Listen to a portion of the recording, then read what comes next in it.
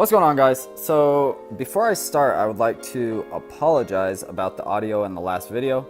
I didn't realize it until I was editing, so it sounds all muffled and weird. Something must have been stuck inside my microphone on my phone, but yeah, that's what I'm using to record this thing, so bear with me. But today I have my headphones in, so everything should be good to go. But welcome back for episode 2. Here's where we stand. Today is May 6th. So we have the rear subframe, and the goal of this episode is to get the rear diff mounted on this guy, build a set of adjustable upper control arms, and then add a second caliper to the spindles. So yeah, it should be a couple days. Here's the differential that we have. It's a 327, but I think I'm going to actually put this one inside of the black car and then pull out the black car since it's already done and put it inside the drift car for better gearing, because this is a 308, this is a 327. Mind you, I'm still going to build it to show you guys how it's done, but just for gearing's sake, I'm actually probably going to run the 308 inside this car. Here's a extra set of control arms I'm going to use instead of cutting up these ones, which I guess it really doesn't matter. I have quite a few of those. And then, yeah, like I said, here's the subframe. So with that being said, I guess we'll get started. And as things come along, I'll go a little bit more in detail on how to do it. So here we go.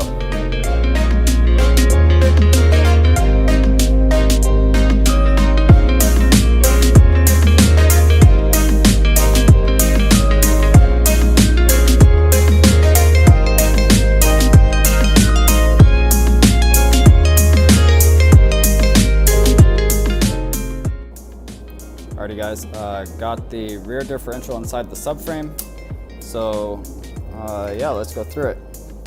The level of the diff is 0 degrees, which is what we want, and the pinion angle should be 90.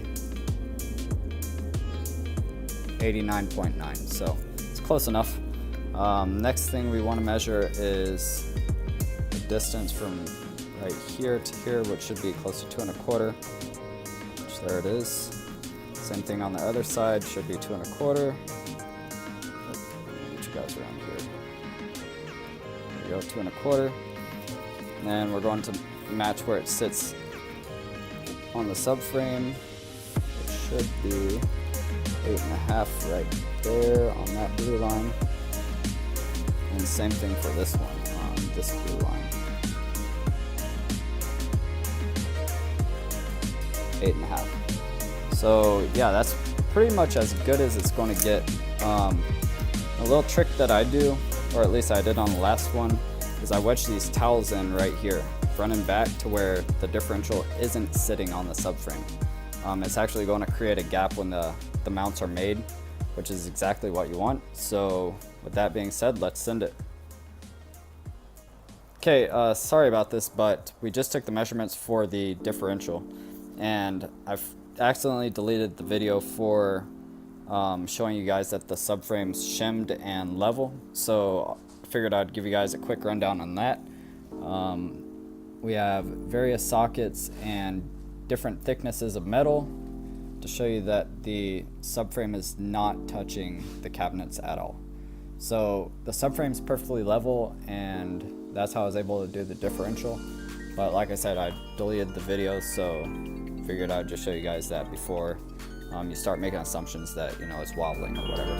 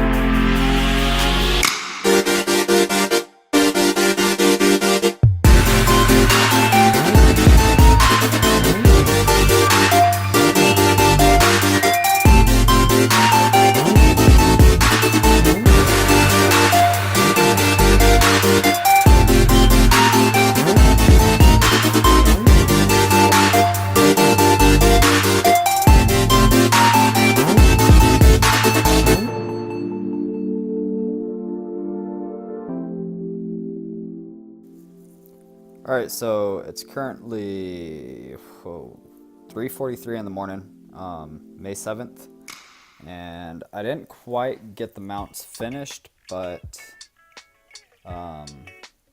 it's sitting on its own. So quick rundown is we have a couple of posts right here that are going to be welded to the subframe. Then we have these plates that are going to be welded to the post, but on the back side of the plate we need to put a nut because, as you can see, these bolts have nothing to grab. So when it goes in, it's going to thread in and essentially lock the differential down. That's the front. And then for the back, we have these L brackets, same principle. We have these bolts that are going to feed through to this plate. This plate's going to have a nut welded on the back side, and this plate's going to be welded to the subframe. I have a set of these energy suspension bushings, well, 2 sets, and that's what's holding the diff all around. Right there, and right there. I had to shim these ones down because the plate's only a 1/4 inch.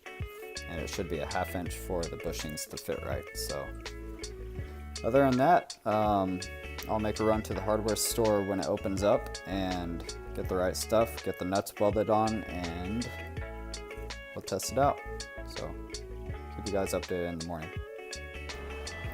Alright, so I figured I'd show you this before I weld them to a subframe, but this is one semi-completed post. All I have to do is grind down the edges and make it nice and flush with the square tubing.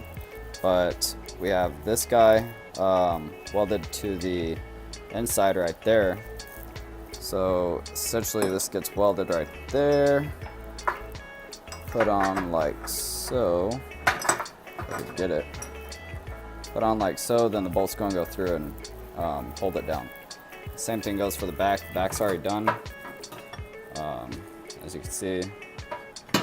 And we just have to weld that to the subframe. So here we go.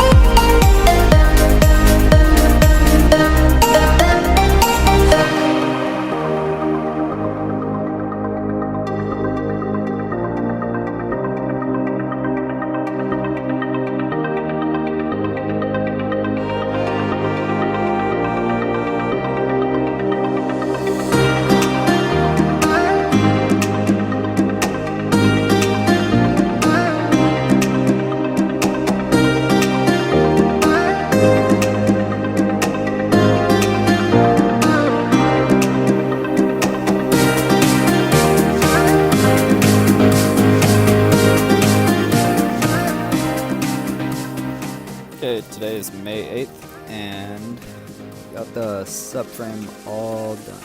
I added this plate to reinforce it because it has a tendency to crack right here on these edges. Same thing goes for the front.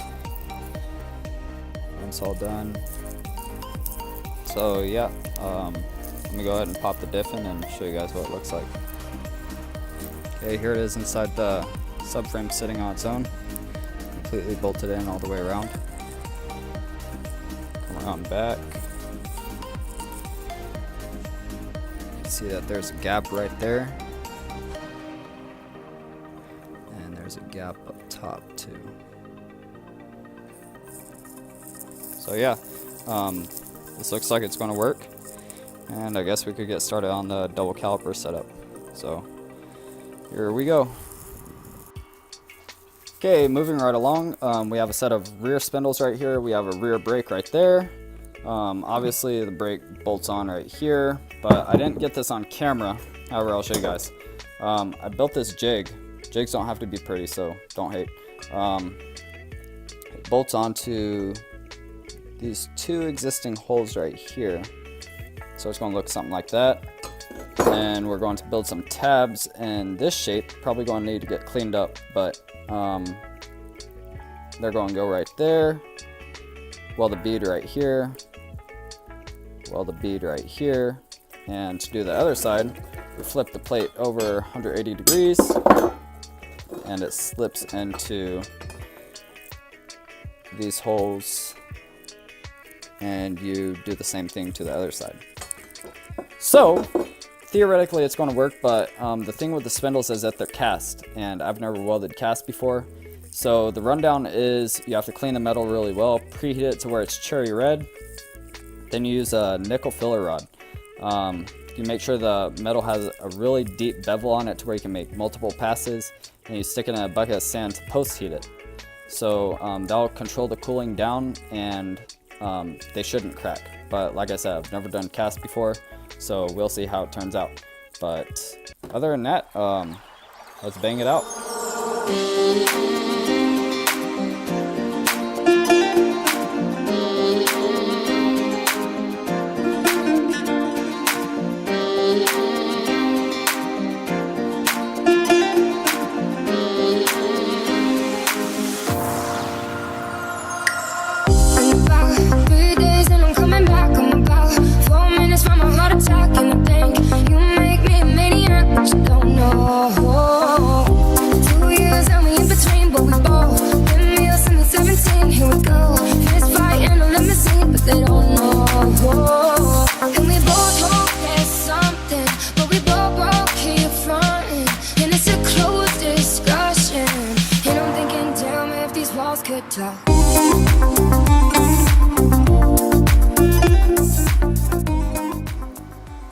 Okay, so we got the plates all cut out, beveled, ready to go. We got the spindle with the plate on it, got some hardware to mount the tabs to the plate.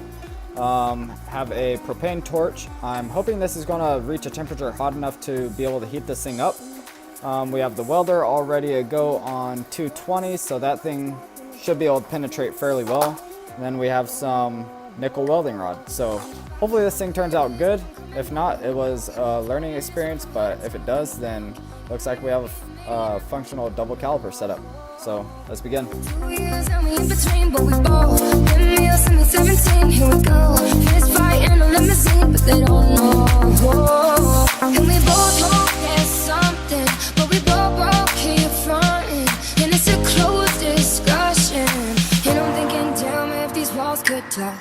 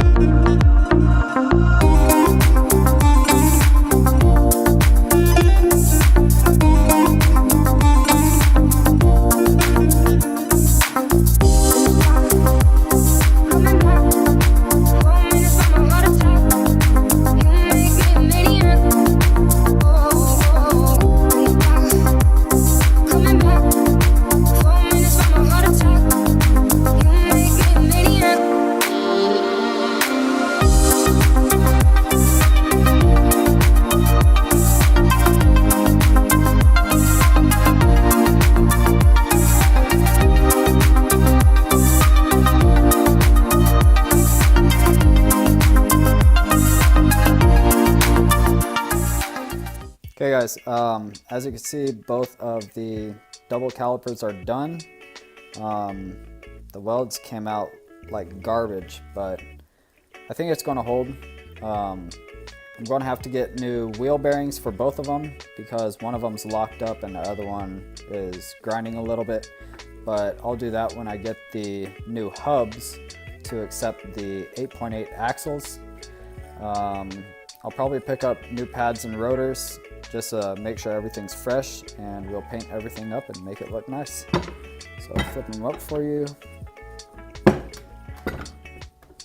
And that's what they look like. So now that these are done, we can get started on the control arms. So let's go for it. Yep. We have a cheerleader right here. But anyways, for the for the control arm, I like to cut it right here on the outside, and that will take out 1/2 inch because that's the diameter of this hole. So it'll make this control arm shorter by 1/2 inch, but the way we fix that is we put this bolt in here, and we have 1.5 inches of threads right here. So if we're losing 1/2 inch, that's going to leave us with 1 inch of threads, and then we're going to have 1/8 inch plate on both sides, which equates to 1/4, leaving us 3/4 of an inch of threads. So that'll give us 3/8 adjustment in, 3/8 adjustment out. I'll give you guys a more in-depth explanation after I get the plates cut out and everything tack welded together, but for now I'll throw you guys on a time lapse.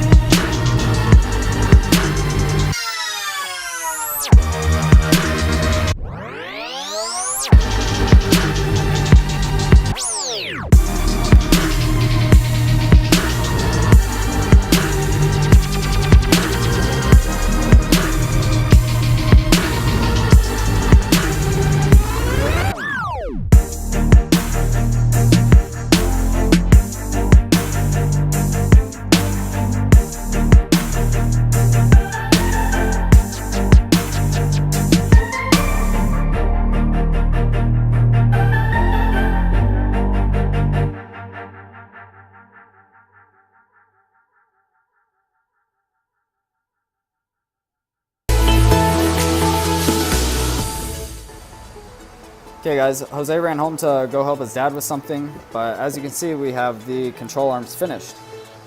This is fully compressed, this is almost fully extended. That's about how far I'd want to take it just to be on the safe side. But if we take a factory one, you can see that it brings it in the 3/8 that I was talking to you about, because we cut out the 1/2 inch over here, and then we move it over here. See, it's lined up.